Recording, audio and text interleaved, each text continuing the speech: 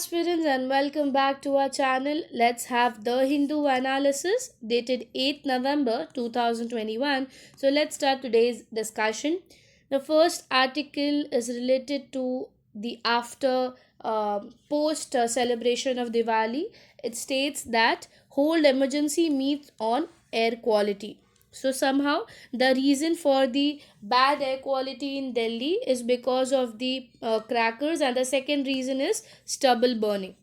ठीक है. So talking of the background, article में क्या बताया है कि जो दिल्ली के एनवायरनमेंट मिनिस्टर है उन्होंने अपने नेबरिंग स्टेट्स के एनवायरनमेंट मिनिस्टर्स के साथ बोला है कि we should hold emergency meeting कि कैसे हम इसको टैकल करें. बिकॉज क्योंकि जो दिल्ली गवर्नमेंट जो है, मिस्टर अरविंद केजरीवाल ने जो प्लान लाया था, जो हमने पढ़ा था कि वो लोग स्टबल को जो है डिकम्पोजर के थ्रू यूज़ करेंगे, उसका कहीं पे भी दूर दूर तक इस्तेमाल नहीं है. उसका यूज़ अभी तक कहीं पर वैसा लार्ज पर्सपेक्टिव पे नहीं दिख रहा है. सो हमें ऐसे कुछ इनिशिएटिव्स लेने पड़ेंगे जिसके वजह से एयर क्वालिटी को हम थोड़ा इम्प्रूव या एटलीस्ट उसको और ख़राब ना होने दें.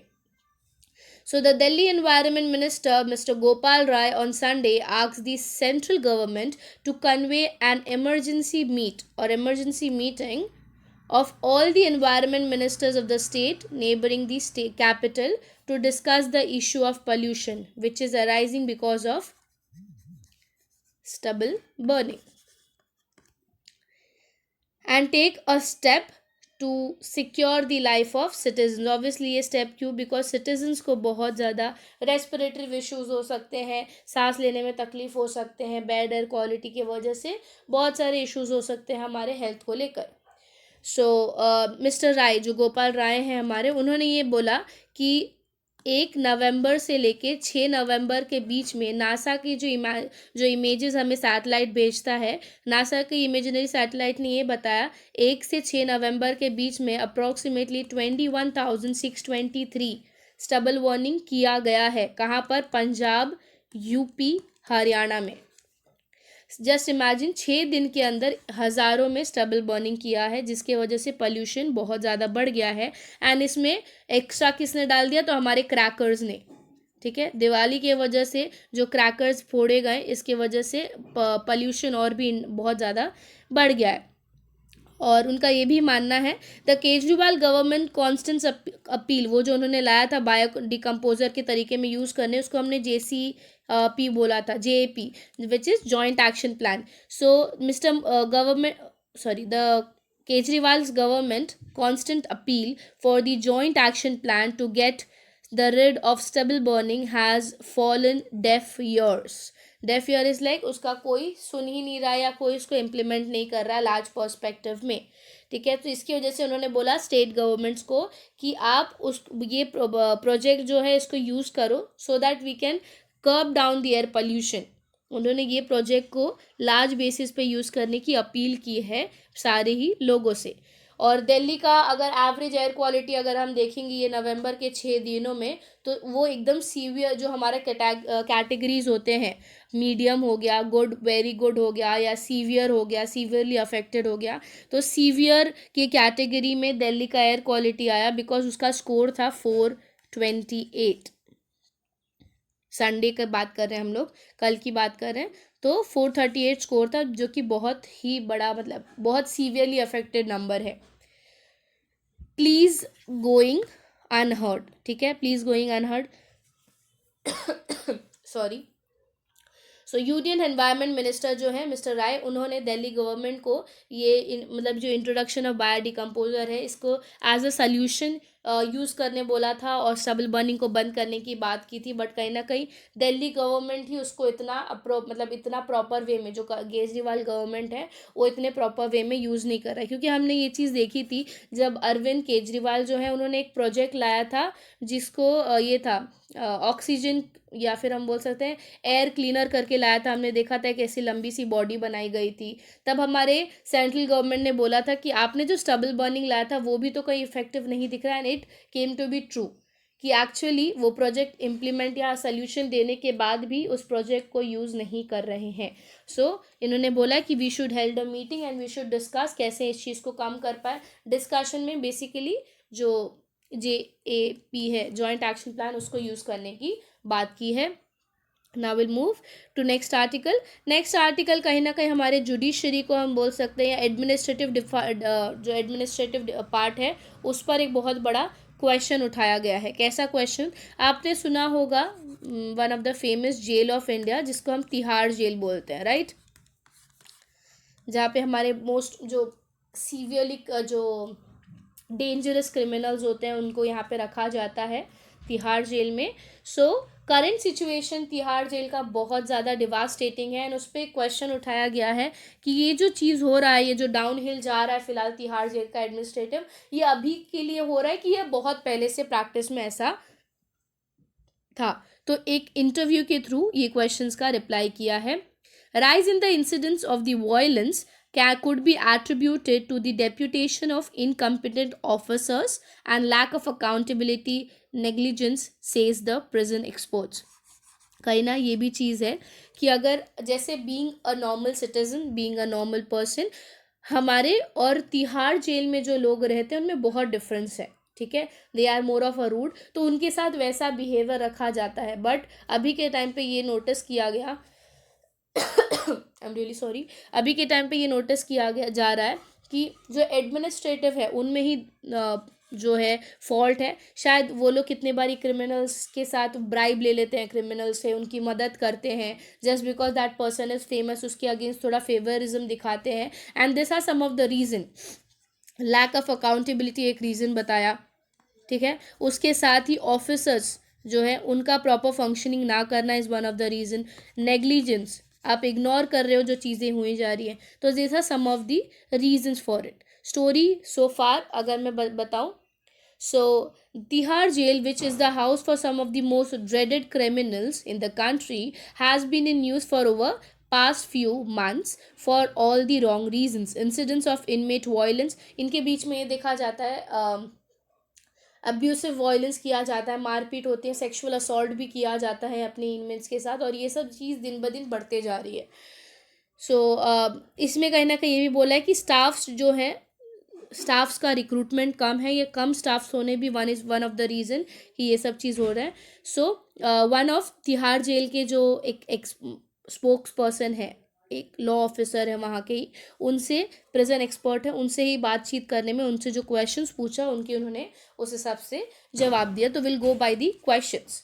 सबसे पहला क्वेश्चन उनसे ये पूछा, there has been at least 15 incidents of violence inside Tihar since July से नवंबर के बीच में. Have such occurrence been during the tenure और in the current state of affair. उन्होंने यही पूछा कि ये जो इश्यूज़ हैं ये अभी हो रहे हैं कि बहुत पहले से भी होते थे.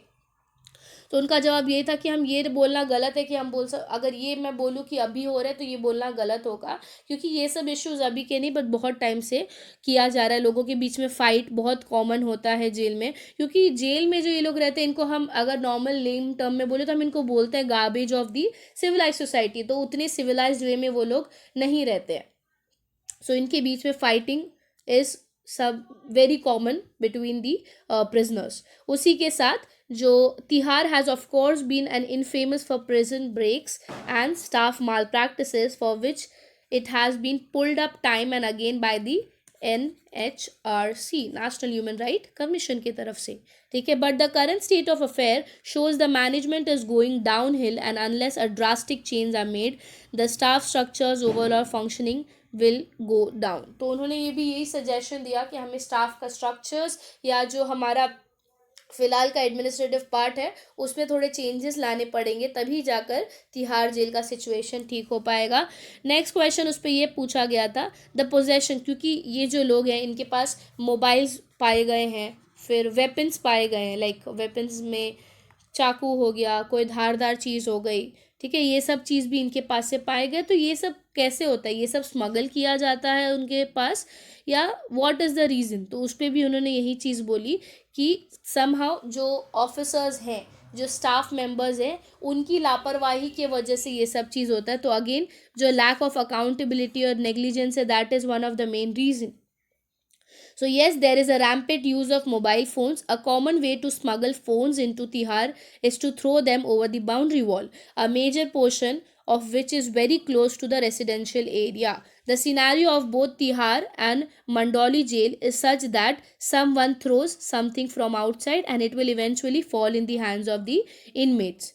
About the jammers in the inmates clearly cut their power supply as they themselves carry out the electric work of the jail. Obviously जो जेलर्स होते हैं, जो जेल में प्रिजनर्स होते हैं, वो वहाँ के काम करते हैं. कोई खाना खाना वाले में बनाता है, कोई कपड़े धोता है, सब काम उनमें डिवाइडेड होता है. तो कितने बार ये सब चीज़ के लिए वो लोग जानबूझ के इलेक्ट्रिसिटी कट कर देंगे. एंड देन जो सबसे कॉमन है वो दीवार से वो लोग सामान फेंक के इनके पास मिल जाता है.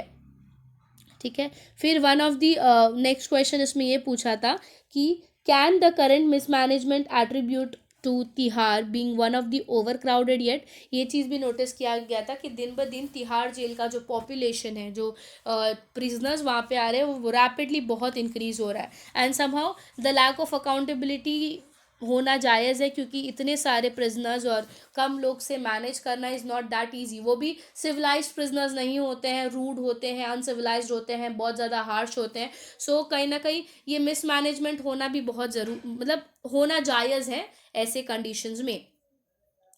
सो समहाउ उन्होंने ये बोला कि जुडिशरी को कुछ चेंजेस लाने पड़ेंगे, एडमिनिस्ट्रेटिव डिपार्टमेंट में जुडिशरी को चेंजेस लाने पड़ेंगे, जेल के department, and then only we can save this or we can change the current situation of Tihar jail. ठीक है. सो तिहाड़ जेल के रिलेटेड अब अगर आप एग्जीक्यूटिव्स की बात करते हो, करंट क्रिमिनलाइजेशन की बात करते हो, तो आप इस चीज़ को अपने आंसर राइटिंग में इंक्लूड कर सकते हो. ठीक है. Now will move to the next article. अगला आर्टिकल हमारा है ban on Italian firm link to Agusta scam lifted. ठीक है. अब इसके बारे में सॉरी ये आर्टिकल जानने के लिए सबसे पहले आपको जानना पड़ेगा कि अगस्ता स्कैम है क्या. ठीक है. इन सिंपल अगर मैं बताऊं, 2010 की बात है ये. 2010 में हमारा कांग्रेस गवर्नमेंट था, कांग्रेस का यूपीए था. उस टाइम पर यूपीए ने जो है इनके साथ इटालियन का एक फर्म था जिनका नाम था अगस्ता वेस्टलैंड फर्म, या अगस्ता वेस्टलैंड ये कंपनी था.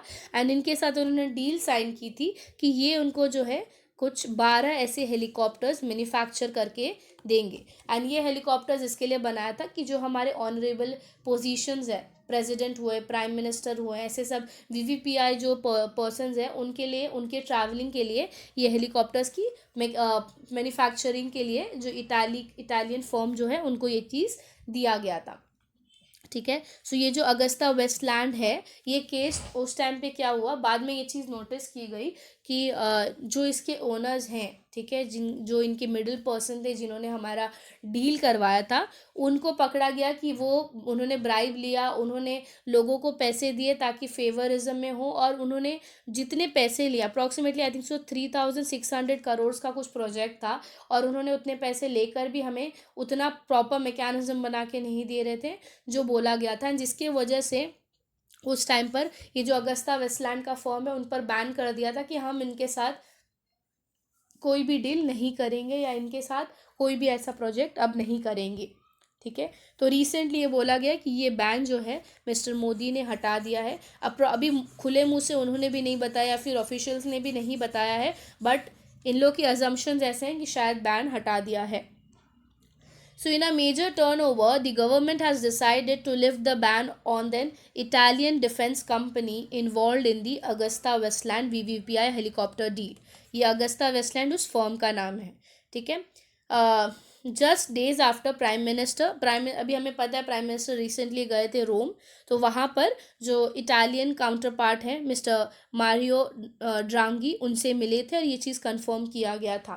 So over the past few years, the bilateral relations have been held over the helicopter case as well as the case of Italian marine accused of killing Kerala fishermen. ये दूसरा case था कि Italy का एक marine जो है, एक ship जो है वहाँ से पास आउट कर रहा था, एंड जिसके कुछ तो अनबन की वजह से बहुत सारे केरला के फिशरमैन्स को मार दिया गया था. तो ये सब कुछ ऐसे रीजंस थे कि लोगों के दोनों ही कंट्रीज़ के बीच में कोल्ड वॉर हो गया, एक कोल्ड वॉर लाइक सिचुएशन था, इन प्रॉपर डील्स नहीं हो रहे थे.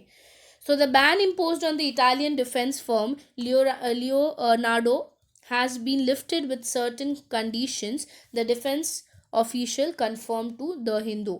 When asked, Italian ambassador to India, De Lusa, said that the matter has been discussed during the Mr. Modi's visit, where the External Affairs Minister Mr. Jaishankar Narayan and the National Security Advisor Mr. Ajit Doval, उनके साथ इस पर discussion हुआ. According to the source ये बोला गया है कि अभी तक स्टिल कंफर्मेशन नहीं दी गई है कि ऐसा चीज़ होने वाला है. कंफर्म स्टेटमेंट नहीं रिलीज़ किया, बट सिग्नल्स ये दे रहे हैं कि वो लोग अपने पार्टनरशिप के रिलेशंस को वापस से रीलॉन्च करेंगे और मल्टीलैटरलिज्म या कोऑपरेशन की तरफ फोकस करेंगे, बिकॉज पैंडमिक सिचुएशन की वजह से सारे कंट्रीज़ को बहुत अफेक्ट हुआ है. ना ये आर्टिकल आपके लिए क्यों इंपॉर्टेंट हुआ? अगर अगस्ता स्कैम बोला गया तो वो आपको याद रखना है क्या है, किस कंट्री के बीच में है. अगेन आपको याद रखना है इटली, एक इटालियन डिफेंस फर्म है और एक इंडिया के बीच में है. क्या चीज़ें हुई थी मैंने आपको स्टोरी पूरा बता दिया, आपको वो सब चीज़ें याद रखनी है अभी. ठीक है. सो G20 के मीट में भी ये लोग मिले थे एंड वहाँ पर भी इन लोगों ने डिस्कस किया ये सब चीज़ पे. एंड देन हमारे मिस्टर जयशंकर नारायण भी गए थे, तो उनके साथ भी डिस्कशंस हुए हैं ग्लोबली टॉपिक्स पे, जिसके वजह से अभी तक डायरेक्ट स्टेटमेंट नहीं दिया है उन्होंने, बट ये चीज़ देखी जा रही है शायद डील जो है, क्या हम बोल सकते हैं, ये लोग के वो बैन हटाकर ये लोग वापस से रिलेशन बनाने वाले हैं या फिर टॉक्स लाने वाले हैं मल्टीलैटरलिज्म को लेकर. ठीक है. Now will move to the next article. अगला आर्टिकल है सूडान को लेकर. सूडान के रिलेटेड हमने कुछ दिन पहले ही देखा था कि वहाँ के प्रेसिडेंट को या वहाँ के प्राइम मिनिस्टर को अरेस्ट कर लिया था. मिलिट्री वाले थे, उन्होंने बोला कि अब से हम कंट्रोल करेंगे, जो कि सिविलियंस को नहीं चाहिए था, जिसकी वजह से ये आर्टिकल आज फिर न्यूज़ में आया है. सिविल डिसोबीडियंस कैंपेन है बिगिन इन सूडान. सो ये मिलिट्री के अगेंस्ट सिविल डिसोबीडियंस कैंपेन जो है लॉन्च किया गया है. So hundreds take part in the anti-cop rallies across the country. Police uses tear gas in several locations. Okay, so Sudanese security forces on Sunday fired tear gas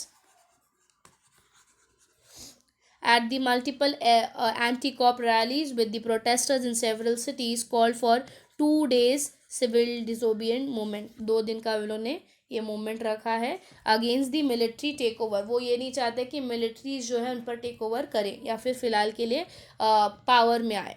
100 of the anti-cop protesters rallied in the capital Khartoum, जो उनका capital है, as well as is in its twin city Omdurman and the northern cities of Atbara. ये सब जगहों पर उन्होंने rallies किए थे.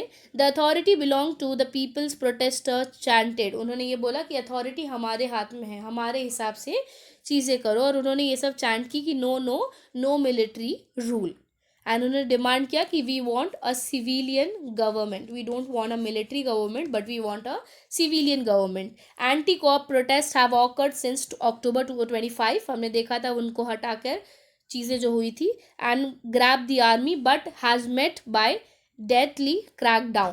ठीक है. Almost 2 weeks ago, Sudan's top general Ahmed Fatah al-Burha dissolved the government as well as ruling joint military civilian sovereign. तो ये सब जो बॉडीज़ थे जो कि कंट्री की फंक्शनिंग करती थी उन सबको डिसॉल्व कर दिया, और उन्होंने बोला अब से मिलिट्री संभालेंगे, जिसके वजह से लोग नाखुश हैं एंड दे वांट कि सिविलियन गवर्नमेंट बने. उनको रोकने के लिए टीयर गैसेस किया, उनका प्रोटेस्ट बंद करने की कोशिश की. लेट्स सी आगे जाकर कितने दिन तक ये चीज़ें चलती है. Almost 2 weeks ago Sudan's top, हाँ ये तो मैंने पढ़ लिया. Then Sudan's rally followed calls of 2 day civil disobedience movement made by the Sudanese professional association. This is one of the association and dozen of teachers. इसमें बहुत सारे educated and known लोग ने पार्ट लिया सूडान के, to support the citizens. तो ये article उसी के रिलेटेड था कि अभी फ़िलहाल सूडान का ये सिचुएशन है. To keep yourself updated. Now will go to the next article. अगला आर्टिकल हमारा कोविड के एक मेडिकेशन को लेकर है. That is does the new oral drug can treat COVID-19. So oral drug का नाम है, it's very difficult to pronounce little bit, molnupiravir. ठीक है। सो अब तक जितने भी कोविड के वैक्सीनेशन या कोविड के मेडिकेशन निकले सब इंजेक्टेड के थ्रू है। ये पहला ऐसा एक मेडिसिन है जिसको निकाला गया। तो क्वेश्चन ये उठा है कि क्या ये उतना हेल्पफुल रहेगा कोविड के लेकर। The tablet molnupiravir was approved by UK for a use of antiviral to be taken at home for the treatment of COVID-19. It was first antiviral medicine that can be taken as a pill rather than being injected. Now next ये पोलनुपाइरावीर क्या है। तो ये originally जो बनाया गया था ये इन्फ्लुएंजा को ट्रीट करने के लिए बनाया गया था। और जो हमारा इनबिल्ड जो आरएनए है, आरएनए वायरस को रेप्लिकेट करने के लिए, कुछ आरएनए वायरस को रेप्लिकेट करने के लिए ये मेडिकेशन या ये मेडिसिन बनाया गया था। किसके तरफ से? ड्राइव के तरफ से। ड्राइव क्या है? तो ड्राइव हमारा है ड्रग इनोवेशन वेंचर एट एमोरी। ठीक है, ये एक नॉन प्रॉफिट कंपनी है एमोरी यूनिवर्सिटी का। इन्होंने ये ड्रग बनाया और ये ड्रग जो है उन्होंने देन 5 दिन के बाद ऑन सेट पे किसी पे ट्राई किया था एंड इनका सिम्टम्स जो है वो बेनिफिट या फिर पॉजिटिव में दिखा। In an article in nature the Cassandra Willyard explained how it works. Molnupiravir is like remdesivir, जो हमारा एक मेडिसिन है उसी के तरीका है। उन्होंने बोला ये सेम काम करता है कि जो बिल्डिंग ब्लॉक से आरएनए को उसको मिमिक करके जो रेप्लिकेट करने की कोशिश करता है। ठीक है ना। उसके बाद मोलनूपाइरावीर was put on clinical trials for effectiveness in the treatment of mild and moderate COVID-19 and according to the interim result published on the Merck website, उनका वेबसाइट है जिस पर ये दवाई के बारे में दिया है, if you want you can find on it website, it reduced the risk of hospitalization appropriately by 50%। ठीक है, ऑब्वियसली अभी 50, अगर मैं हॉस्पिटल की बात करूँ तो हमें पता है कि ये सब हॉस्पिटल के सिचुएशंस कैसे थे, बिस्तर नहीं मिल रहे थे, ऑक्सीजन सिलेंडर्स नहीं मिल रहा था। सो वो चीज़ को कम करने के लिए मेडिकेशन लाए ताकि आप घर पे ही खुद को ट्रीट करके you can cure your self. While 7.3% of the patients who received the drugs were hospitalized, the figure for the patient was 14.1. There were no death due to this medicine but 8 patients who were given trial died of COVID-19। तो इसके ये medication की वजह से किसी की death नहीं हुई है बट अब तक उतना पॉजिटिव रिजल्ट, मतलब कितने लोगों पर वो बेनिफिशियल नहीं हुआ है, कितनों को हॉस्पिटलाइज करना पड़ा एंड कुछ लोगों को जो है मेडिकेशन की वजह से ठीक हो गए थे। तो 50-50 का सिनारियो फिलहाल इस पर चल रहा है। नेक्स्ट क्वेश्चन बोल रही हूँ। नेक्स्ट पार्ट जो इसमें बताया है that is what is Indian connect. अब इस ये इंडिया को लेकर क्यों कनेक्टेड है, तो वो इसके लिए है क्योंकि इंडिया का 2 ऐसी company Aurobindo pharma limited and MSN laboratories, ये दोनों ने रिक्वेस्ट किया था, परमिशन लिया था लास्ट स्टेजेस में ताकि इसका जो वर्जन है इसी का जेनरिक वर्जन इंडिया में बनाने का, पोलनुपाइरावीर का जेनरिक वर्जन इंडिया में बनाने का।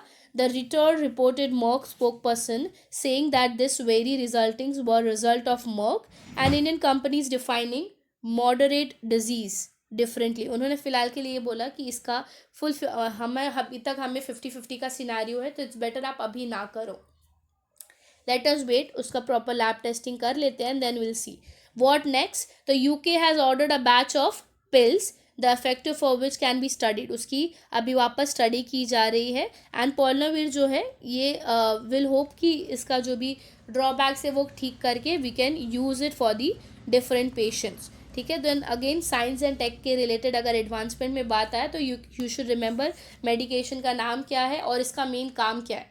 ठीक है, तो it is to replicate the RNA and this is the only medication जो कि टैबलेट्स के थ्रू है and not from injections, it is not injected. ठीक है, तो आपको ये सब चीज़ें याद रखनी चाहिए एंड आई होप सो आज के आर्टिकल्स आपको क्लियरली समझे होंगे। If you like the video do like and subscribe the channel. Thank you so much.